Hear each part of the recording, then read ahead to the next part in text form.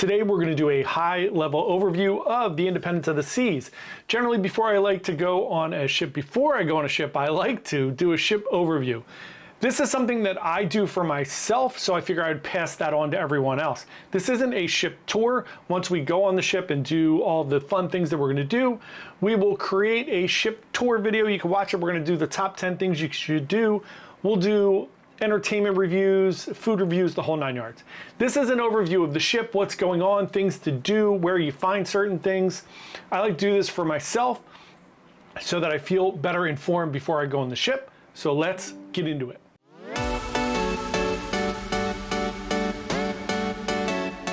Hey everyone, Johnny from Byte Size Cruises. Like I said, today we're going to go over the Independence of the Seas. If you're new to our channel, howdy friend.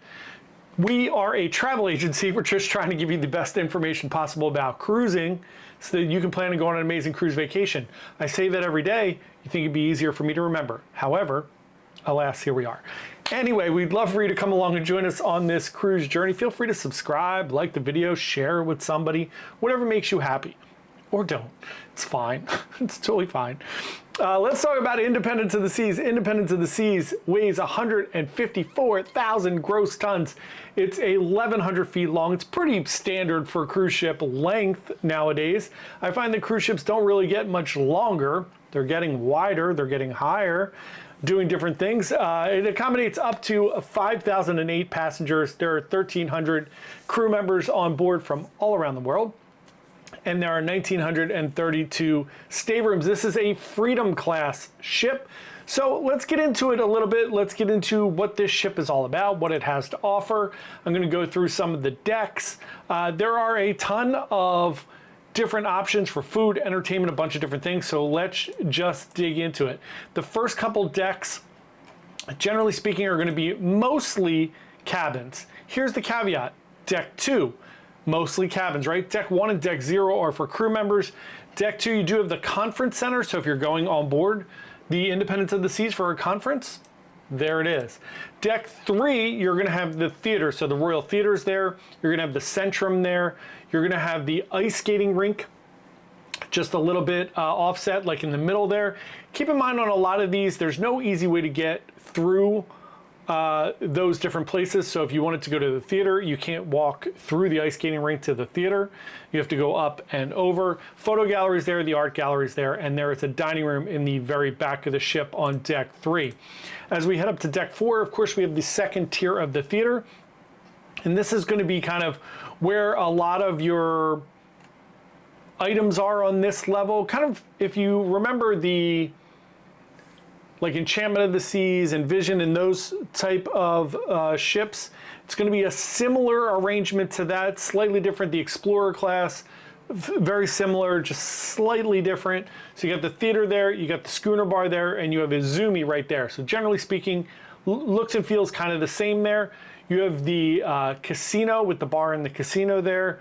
Here's the change. Here's where we start seeing some changes. As you start heading back, you're going to get playmakers, which is really interesting. We got the playmakers there, we got Boleros there, and then we have a dining room on Deck 4. Interesting layout, right, so far, right? So as we head up to 5, we're gonna get the Star Lounge. I like that Star Lounge area. It's where they do a lot of game shows. It's where they do the secondary events like trivia and some of those things there. You have the library right outside of the Star Lounge, and then we head right onto the promenade, where you got our Sorrentos, the Ale and Anchor, which is your British pub, Vintages on the promenade there, which is your wine bar, the Royal Promenade, the ice cream parlor, Sugar Beach right next to it. Then you have Next Cruise, the shore excursions, you have guest services there. Across from that, you're going to get the champagne bar, and then again, we have a dining room here. So as you know, the dining rooms are 3 levels. It's an older style ship where you have that traditional classic, really cool dining room. So everything from Deck 6 to Deck 10 is just staterooms for guests. So that's where you'll find those. So most likely you're going to be on one of those staterooms, or you might be lower if you're on an inside cabin on 2 and 3 there. But if you're in a balcony, these are your most likely staterooms. There are some rooms on these decks, and we'll talk about those in a little bit. So as we hit Deck 11 in the very forward of the ship, you're going to have the spa and the fitness center. It's going to come out to the solarium. Solarium, awesome spot on these ships. I highly recommend you hang out, spend some time in the solarium. It is 18 plus in there now, which is very, very nice.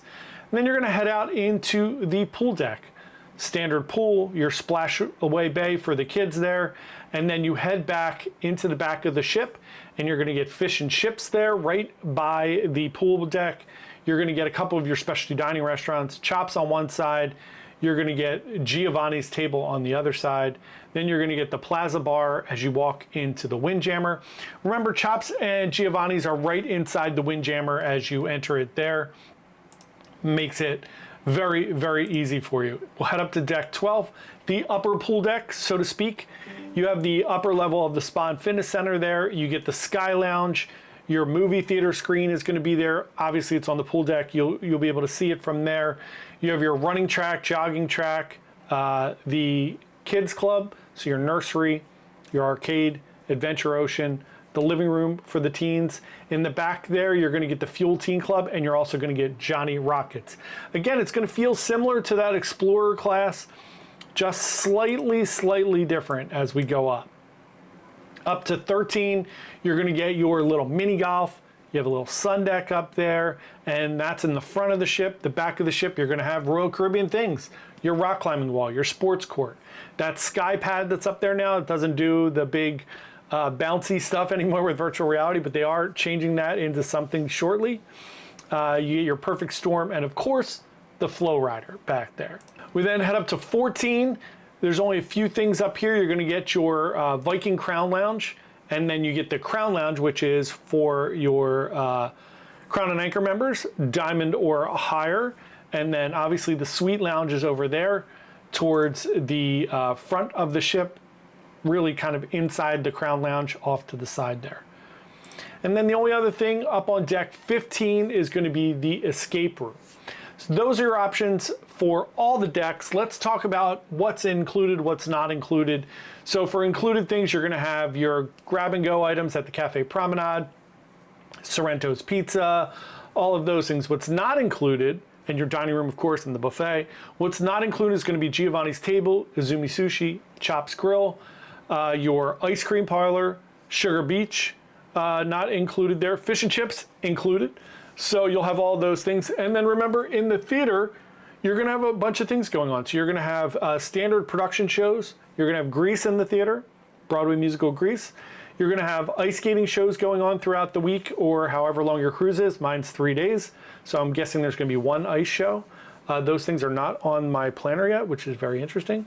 So those are the things that you're going to see on board of the Independence of the Seas. If you have questions about Independence of the Seas, please put them below. If there's something specific you would like me to get some video of or check out, let me know as well in the comments and I can take care of that. I'll be on there next week. Look forward to showing you all the amazing things on this ship. Thanks so much. Have a great day and happy cruising. Bye.